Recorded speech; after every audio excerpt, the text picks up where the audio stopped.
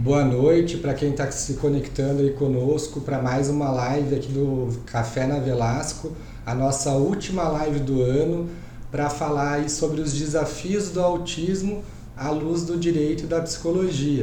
E quem são as nossas convidadas aqui na live de hoje é a doutora Eliane Deola, advogada, especialista em direito previdenciário. Eu fiz a especialização com a doutora Eliane, foi minha colega de turma na especialização, acabou se tornando uma referência na área previdenciária, palestra sobre o assunto em diversos eventos aqui para nós, advogados, e para outros públicos. É um prazer, doutora Eliane, estar te recebendo aqui hoje no escritório. Obrigada, Lucas. E também, para falar à luz da psicologia, nós temos aqui a doutora Jaqueline Martins, doutora em psicologia, qualidade de vida, saúde, mestre em psicologia social, especialista em psicologia analítico-comportamental, especialista em neuropsicologia e também tem uma especialização específica na área do autismo, né?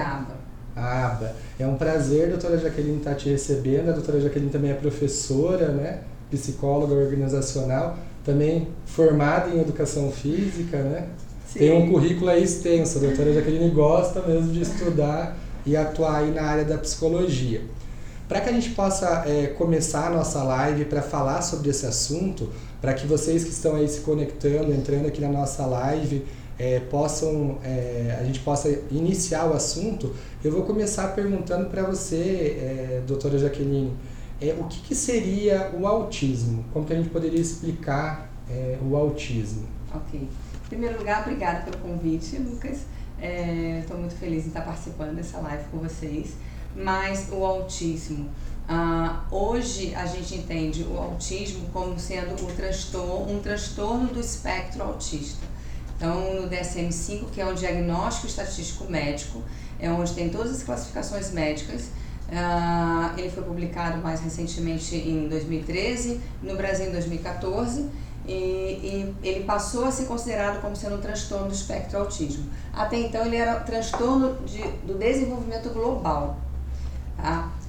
E agora, com essa nova especificação, ele passa a ser considerado como tendo duas características fundamentais. Porque antes a gente falava que o autismo tinha três características fundamentais, que estavam relacionadas com a comunicação, com a interação e com comportamentos repetitivos estereotipados. Então a gente falava que era uma tríade. O que aconteceu? Com a nova classificação, ficou comunicação e interação juntos, porque aí ficou como característica um déficit nessa comunicação social e comportamentos repetitivos e estereotipados. Então seria essa bíade agora. Então basicamente o que a gente começa a observar é que a criança ou a pessoa que tem o TEA, ela tem realmente uma dificuldade em se comunicar, né, interagir com o outro e apresenta também esses movimentos repetitivos e estereotipados. Como a maioria das pessoas conhece o autismo, né, de fazer movimentos com a mão ou ficar fazendo alguns movimentos com os dedos perto dos olhos. Esses são movimentos repetitivos. E esses seriam os sinais? Quais seriam os sinais que a criança, que você tem que tomar cuidado, os pais, professores, pessoas próximas, que poderiam identificar um possível diagnóstico?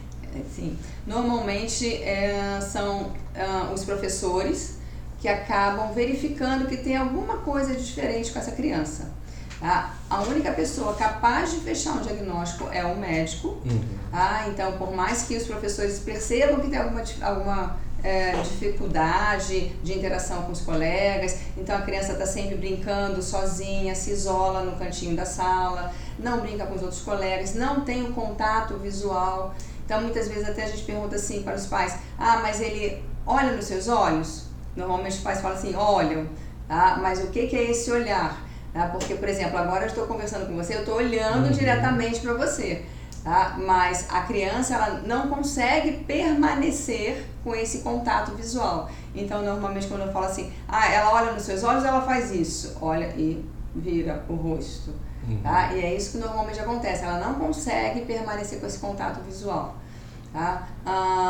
O médico especialista, ele consegue verificar através de várias perguntas, esse diagnóstico hoje em dia, por volta de 1 ano e meio, 2 anos de idade, já é possível fazer esse diagnóstico. E qual que seria a especialidade do médico para fazer essa identificação? Um neurologista pediátrico. Um neurologista é o mais indicado. E tem algo que desencadeia esse transtorno? São fatores hereditários, metabólicos? Quais são os fatores que desencadeiam, assim? Bom, cientificamente a gente pode falar que existem 2 fatores que desencadeiam, que podem desencadear, que a gente vai falar de causação do autismo. Tá? A ciência ainda não tem assim nada muito comprovado. A gente tem mitos, né, como já algumas pessoas já falaram de vacinas, né, de regiões. Então, muitas coisas não foram comprovadas cientificamente. O que a gente pode falar é que tem tanto uma causação genética quanto uma causação ambiental. Mas ambiental não diz respeito à casa, a irmãos, a pais, né, a fatores que estão no ambiente da residência ou de escola, tá? Mas sim em relação ao ambiente útero materno. Então a gente sabe que 83% pode ser uma causa genética, ou seja, a mãe pode ter algumas variantes que pode passar para o filho, o pai pode também ter algumas variantes que pode passar para esse filho, ou ainda pode ter o que a gente chama de uma mutação. Tá? É uma mutação que nós somos espécies que estamos sempre em mutação, tá? Em constante transformação. Então, por algum motivo, pode ter essa mutação e gerar essa criança com TEA. Tá? Além disso, a gente também tem alguns fatores de risco que também podem gerar uma causação. Não significa que todas as pessoas que eu vou falar agora, né, vão necessariamente ter filhos com TEA, mas pode vir a ter. Um deles é a idade dos pais, tá? Então, homens e mulheres, né, a partir dos 35, 40 anos, eles podem ter uma criança com transtorno do espectro, até porque a qualidade genética também vai ficando mais velha, né? Vai ficando com menos características boas do que uma pessoa mais nova. Tá? Em relação à questão ambiental, a única coisa assim, que a gente tem mais certo está relacionado a uma droga chamada o ácido valproico, que ele é utilizado para crises convulsivas. Então, eles começaram a observar que algumas mães que apresentavam crises convulsivas, tá, e faziam uso desse ácido da droga valproica, podem ter filhos com transtorno do espectro autista. Tanto que os médicos acabam observando se realmente é possível mudar esse medicamento para que não haja qualquer possibilidade. Esses casos que a doutora Jaqueline está passando aqui são pessoas que têm uma predisposição maior a ter um filho autista, né? Sim, não significa deixando bem que claro vão ter. Que não significa que vão ter, né? Isso que a gente fala sempre em causação, sim. Nunca que... a probabilidade maior, né? Uma causa maior. E são coisas que realmente podem ter, que foram comprovadas cientificamente. Então, os estudos, tá, eles mostram isso. Tá? E a gente ouve muito falar, né, doutora Eliane também aqui, daqui a pouco a gente já vai começar a conversar a respeito do direito dos autistas, nos graus de autismo. O que seriam esses graus? O que muda dependendo do grau? Sim. Como eu estava falando antes, que como mudou essa nomenclatura, então hoje o TEA ele é classificado em grau 1, 2 ou 3, ou leve, moderado e severo. Ah, tá, mas o que isso significa? Não entendi nada. Isso está relacionado com o tipo de ajuda que a pessoa vai precisar. Então, se aquela pessoa precisa de pouca ajuda, ela tem um grau leve. Se ela precisa de uma ajuda mais substancial, ela tem um grau moderado. E se ela precisa de muita ajuda para tudo, ela tem um grau severo. Tá? Porque a gente tem uma escala, que é a escala CARS, que ela avalia entre grau leve e moderado e severo, mas a gente não tem essa diferença. Então, a gente ainda não tem um instrumento preciso para poder estar avaliando exatamente esses níveis. Sim. Vocês que estão aí nos assistindo, se quiserem mandar suas perguntas, já teve algumas pessoas que deixaram a pergunta no nosso Instagram, que a gente vai estar respondendo aqui ao longo da live. Mas a gente também gostaria de saber, para o direito, né, doutora Eliane, para essas mães, para esses pais que têm esses filhos e acabam tendo que ter um cuidado maior, a gente sabe que a vida fica um pouco mais complicada. Como que o direito pode auxiliar, o Estado pode auxiliar esses pais a buscarem alguma ajuda? Na realidade, em 2012, como a doutora Jaqueline falou, foi quando foi criada a primeira lei que trouxe alguns benefícios às pessoas portadoras do autismo. Então foi colocado um professor, foi dado acesso à medicação, acesso a médicos, né? Então criaram-se alguns benefícios em 2012.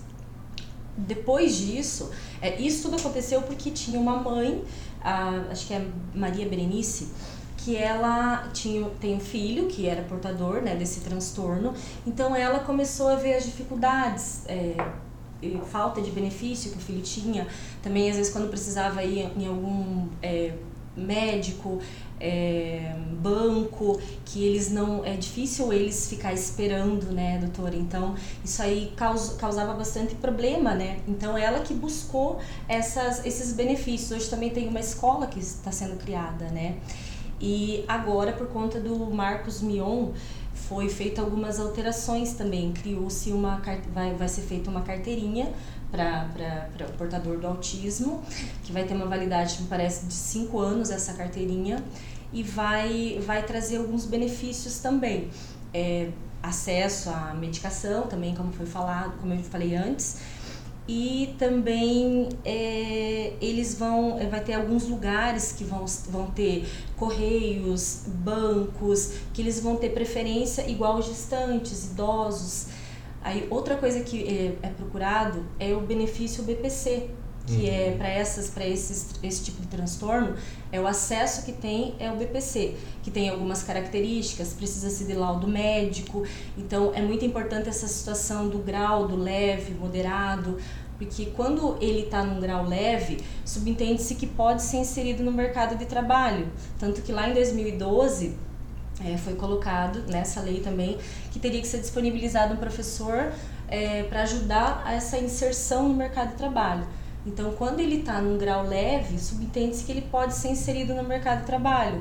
Então, torna-se mais difícil o acesso a esse tipo de benefício. Agora, quanto mais ele necessita de auxílio de terceiros, medicação, conforme a escala do autismo, é mais fácil dele conseguir um tipo de benefício também, que é esse BPC. E esse benefício seria um benefício da Previdência Social? E quais seriam os requisitos que a pessoa precisaria preencher para poder receber esse benefício? Qual que é o valor? Na realidade, esse benefício, o valor dele é de um salário mínimo, não tem 13º e ele aumenta conforme o salário aumenta. Os requisitos dele, que é a parte mais difícil de ser comprovado e de ser conseguido. Por quê? Porque tem que ser até 1/4 do salário mínimo. O pai, a mãe não pode ter remuneração, não pode ser registrado, verificado as condições da casa, verificado medicação, despesas. Então, se há algum tipo de remuneração, algum auxílio, o INSS ele engloba como renda da família.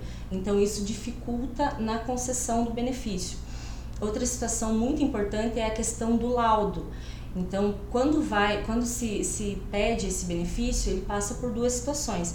Primeiro, o laudo passa com a assistente social, onde ela conversa com a mãe ou com o pai, às vezes até com a criança, verifica-se a situação dessa criança e eles fazem uma pontuação lá no próprio processo administrativo. O segundo passo é a perícia médica. Então, o médico, quando ele avalia, ele vai avaliar a criança ou a pessoa portadora, né, do transtorno e ele vai ver o laudo. Então, se o laudo tem o grau, se ele é leve, se ele é moderado, se ele for leve, dificilmente que vai ser concedido esse benefício. Quando ele é moderado, que daí ele necessita de mais tratamento, mais atenção, é um grau mais difícil, já é mais fácil de conseguir esse benefício. Mas básico é isso, né? Seria o BPC. E, na verdade, esse benefício é para quem vive numa situação de carência, de vulnerabilidade social muito grande. Existe algum projeto para estender isso, porque na verdade a pessoa, quando acaba tendo um filho, tem pessoas que têm às vezes 2, 3 filhos com autismo, ela acaba não conseguindo trabalhar. Existe algum projeto de lei, algo que possa estender para uma faixa salarial maior de renda da família? Na área previdenciária do INSS a gente não tem conhecimento dessa situação. A princípio, a única situação que tem é o BPC, é esse benefício. Agora tem a criação de uma escola, né, doutora? Um centro, isso que vai ser só para tratamento de autismo, da pessoa com transtorno, mas assim, dentro do INSS que haja uma extensão ou uma forma de aumentar. Eu já vi casos de mães que têm gêmeos, então um dos filhos recebe benefício, o outro foi negado, porque quando um recebe, o INSS entende que conta como renda. Então a mãe teve que buscar a Justiça Federal e nesse caso foi concedido. Mas assim, que há um outro braço assim, que pudesse aumentar a renda, um auxílio dentro da área previdenciária, nesses casos não. Sim. Doutora Jaqueline, é saudável para esses que têm um grau leve ingressar no mercado de trabalho? Qual que é a recomendação da psicologia? Isso pode auxiliar eles no tratamento, na evolução, na melhora do quadro clínico? A gente já está falando em ingressar no mercado de trabalho, já está falando de uma pessoa adulta. O que é uma das coisas até que vocês estavam comentando antes, que falou sobre a Berenice, que é muito importante falar sobre até os direitos que o próprio autista tem, é que se a gente começar a estudar toda a história do autismo, a gente vai entender um pouquinho como é que surgiu essa importância tão grande para essas crianças ou pessoas que apresentam TEA. Então, tem um psicólogo, um psicanalista, o Bruno Bettelheim, ele fez um estudo e para ele as causas do autismo eram psicológicas. Ou seja, era o que a gente chamava das mães geladeiras, né? Por que mãe geladeira? Porque eram aquelas mães que tinham um tratamento diferenciado com as crianças.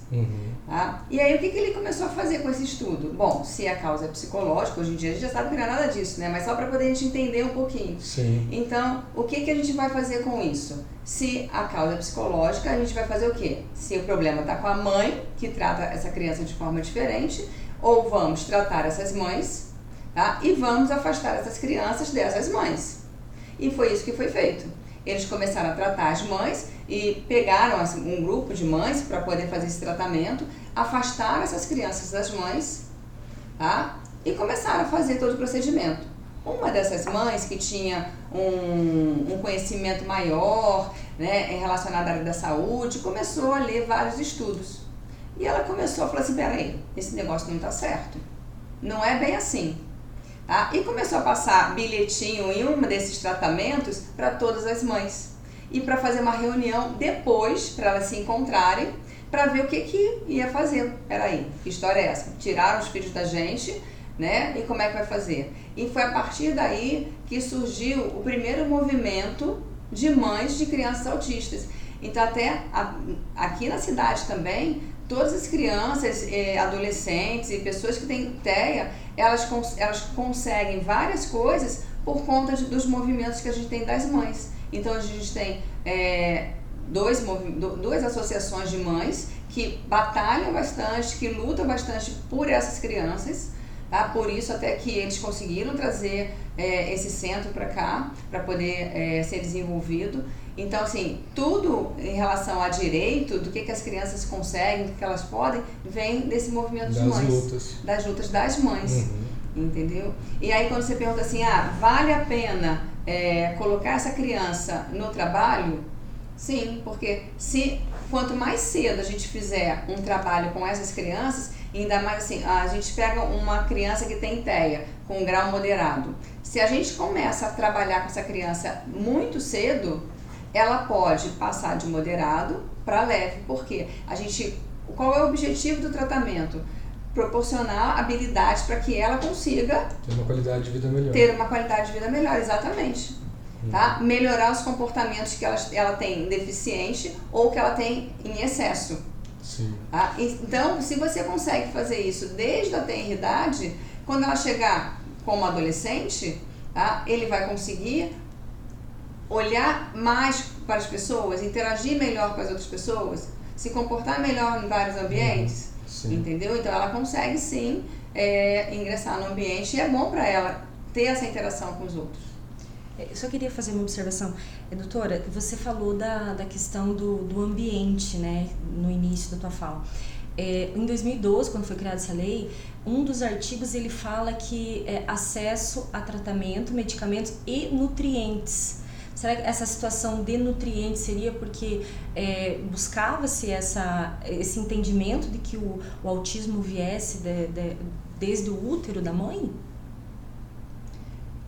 Os estudos já mostram que sim, né? Mas não por falta de nutrientes, e sim ou por uma carga genética, né? Ou por alguma mutação, que é uma mutação que a gente chama do gene de novo, né? Vem do latim, no inglês também se usa bastante, mas e até tem algumas teorias, alguns estudos também que falam relacionados à alimentação, né, que... Ouve-se falar bastante a respeito da dificuldade de alimentação, da introdução alimentar, que é um sinal também. Que tem algumas crianças que elas têm seletividade alimentar. Então tem algumas crianças que não comem coisas muito molhadas, ou só comem quando a comida estiver muito molhada, ao contrário, né, ou não come fruta, não come uma determinada tipo de alimento que sensorialmente não agrada muito, ou pelo barulho, ou pelo gosto. E como a gente identificar numa linha tênue, né? Porque seletividade alimentar, meio que de uma certa idade, toda criança passa a ter, né? Eu tenho um filho em casa e eu vejo que mesmo a alimentação que a gente introduziu, agora começa a ter uma seletividade, e a gente insiste nos legumes, nas frutas, mas quando essa seletividade seria um indicativo? Porque senão todo mundo que está assistindo em casa não é uma seletividade normal, né? Porque a seletividade ocorre normalmente com todas as crianças. Mas quando que ela seria uma identificação, assim? Quando ela realmente ela não come em qualquer situação. Por exemplo, a criança ela não come arroz quando está na presença da mãe. Quando a mãe está oferecendo o alimento para ela. Mas come quando está na presença do pai. Sim. Então não é seletividade, né?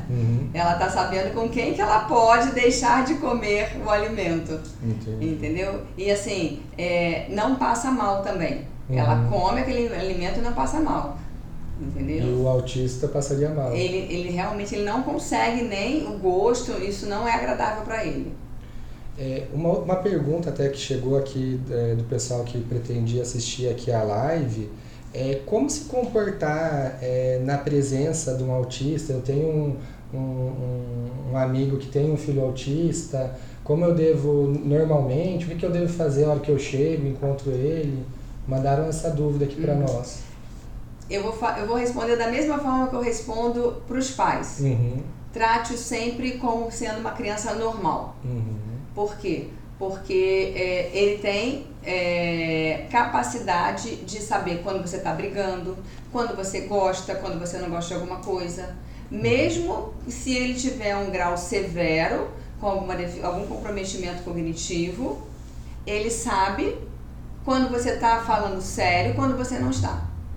E os pais também, e as pessoas de uma forma geral, se forem mais observadoras, elas vão saber quando uma criança está fazendo manha, ou quando ela está realmente com alguma dor, entendeu? Então, muitas vezes, a criança, de uma forma geral, ou o TEA, ele faz alguma coisa e ele dá aquela olhadinha assim, tá olhando pra mim?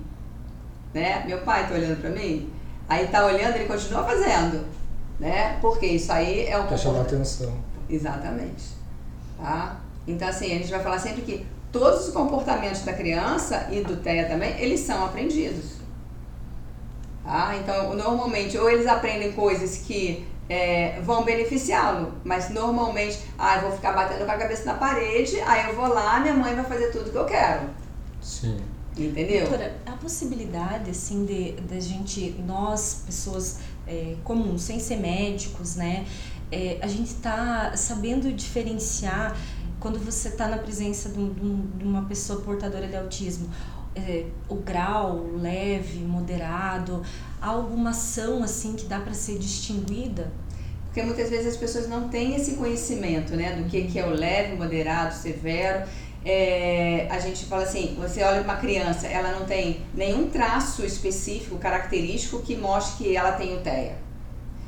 Então, muitas vezes uma criança que ela tá brincando e às vezes ela é agressiva com alguém porque pegaram o brinquedo dela, muitas vezes a outra mãe vai falar assim, olha, essa criança é mal educada, a mãe não soube dar educação e não sabe que a criança realmente tem um transtorno. Ou ela ficou cansada, ela deitou no chão. Aí as pessoas passam, olha, mas a criança está no chão, essa mãe não faz nada. Porque ela não tem sinais aparentes para que a pessoa veja, ela tem um transtorno do espectro. Entendeu? Então é difícil. E muitas vezes assim, o que a gente mais escuta é isso, olha, as pessoas olham para o nosso filho, né? Olha só como é que ele é, né? Olha, essa mãe não faz nada e não sabe que ele tem o TEA, entendeu? Então acaba julgando, né, como sendo um desleixo da mãe, uma falta de educação, enfim. Lucas, pode ficar à vontade, é pra gente interagir mesmo aqui. A minha curiosidade mais é porque assim, como eu trabalho muito na área previdenciária, eu trabalho bastante com crianças, né? Então eu vejo muito que, principalmente na área pública, as crianças que têm assim um comportamento muito arteiro, né? Quando eu era mais criança a gente escutava isso, arteiro, que não presta atenção, que é o hiperativo. A gente vê muito que os médicos, as professoras encaminham, né, para algum tratamento, para uma consulta, e daí eles colocam como um transtorno hiperativo. Aí já entram com remédio, medicação, até me fugiu o nome do remédio, mas eu sei... Ritalina. Ritalina, exatamente. Essas situações, assim, desse tipo de transtorno, como os médicos colocam, porque as mães, elas querem aposentar. Porque meu filho desenvolveu esse transtorno e vai piorar. Então, isso poderia, não sei, desenvolver um transtorno TEA, como você está falando? Poderia desenvolver esse tipo de transtorno ou não? A criança com TEA, ela já nasce com TEA. O que acontece é que muitas crianças, elas não apresentam apenas o transtorno do espectro autista. Elas têm o que a gente chama de comorbidades, que aí elas vêm com outras coisas associadas. Então, por exemplo, uma criança com TEA, ela pode também ter um transtorno de déficit de atenção e hiperatividade. Então, é aquela criança que é inquieta, que tá se mexendo o tempo todo, que começa a fazer uma coisa, daqui a pouco está fazendo outra coisa. Que geralmente são crianças muito inteligentes. Não também, significa, né, que toda criança com TEA vai ter transtorno de déficit de atenção e hiperatividade, ou que uma criança com TDAH tem TEA. Não. Então, são coisas distintas. São coisas distintas. Assim como também uma criança com transtorno de espectro, ela pode ter o que a gente chama de TOC, um transtorno obsessivo compulsivo. Eu tenho que arrumar os meus carrinhos todos daquele jeito, e se alguém tirar daquela posição, ele fica completamente transtornado. Entendeu? Então, vem associado outros transtornos, que aí o que acontece? Tem que ser tratado também esses transtornos. Porque não tem um remédio específico para o TEA, para o autismo. Tem sim, tem remédios que são ministrados, mas para agressividade ou irritabilidade, né? Que hoje em dia são os clássicos que quase todos tomam, né?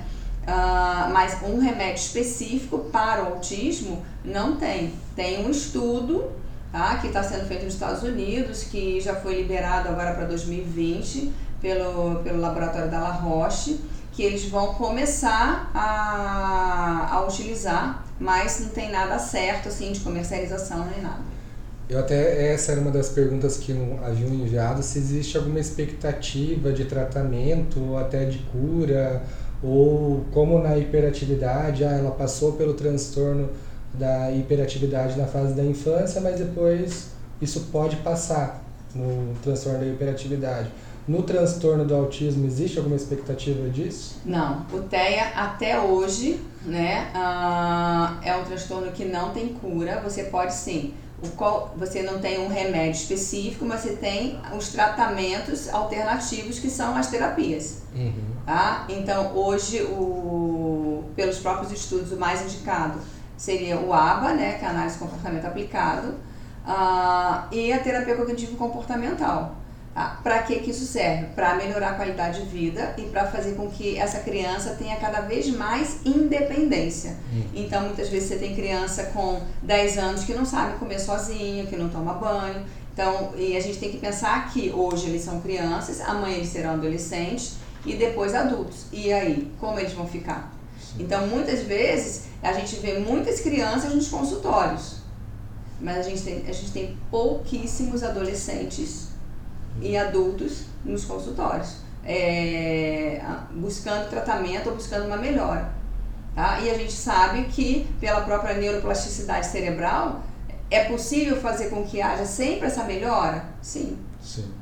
Tá? Só que quanto mais cedo, tá? Melhor. Muito mais fácil a evolução desse quadro.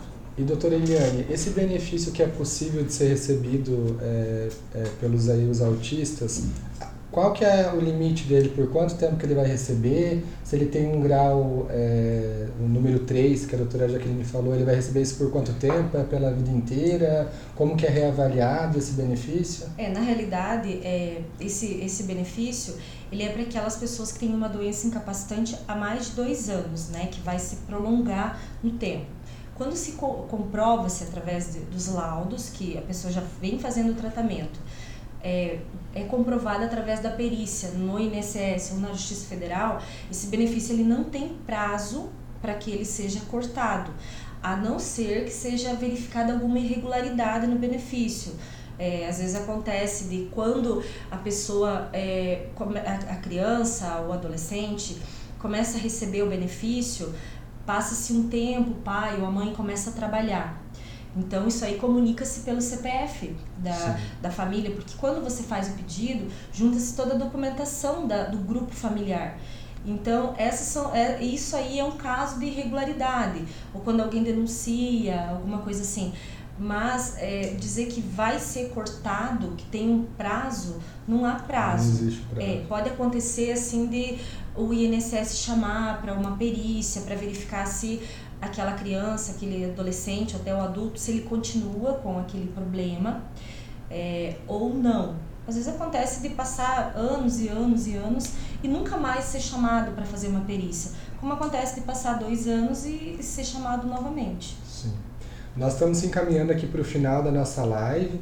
Eu não sei se você quer deixar alguma mensagem, doutora Eliane, para quem está nos assistindo. Eu gostaria de agradecer, né? Parabenizar você também, Lucas, por essa iniciativa. Eu acho que é muito importante. São assuntos que, para nós, assim, para mim, agregou muito por conta da doutora Jaqueline, que nós assim, a gente sabe um pouco da parte previdenciária, a gente está sempre aprendendo, mas essa parte da doença em si, dos tratamentos, nós não temos muito conhecimento, então veio agregar bastante para mim na minha área, e eu acho que a gente poder dividir também com as pessoas que estão nos assistindo, pelo menos um pouquinho, já é bastante gratificante. Parabéns, Lucas. Obrigado. Doutora Jaqueline, quer deixar uma mensagem final aqui para quem está nos assistindo, com alguma orientação? Sim, as crianças, as pessoas com TEA, de uma forma geral, elas são únicas, elas são muito especiais. E a gente não pode falar assim que não há um tratamento que seja compatível com todos eles. Então a gente não pode falar assim, tem um método que possa ser utilizado com todos eles. Né? A gente tem que conhecer cada um deles, né, para poder ajudá-los de forma individualizada, e assim a gente aprende muito com eles também. Sim. Tá? Com certeza, e com muito amor, respeito ao próximo, esse que é o objetivo aqui da nossa live, trazer essa reflexão para que todos nós, os pais, os professores, os profissionais envolvidos, mas também que a sociedade, as pessoas que estão em volta, que a gente tome conhecimento para que a gente saiba lidar melhor com o assunto, com amor, com respeito. A gente vai terminando essa live aqui, a última live do ano, aproveitando para desejar um Feliz Natal para todos vocês que estão nos assistindo e um ano novo repleto de sucesso.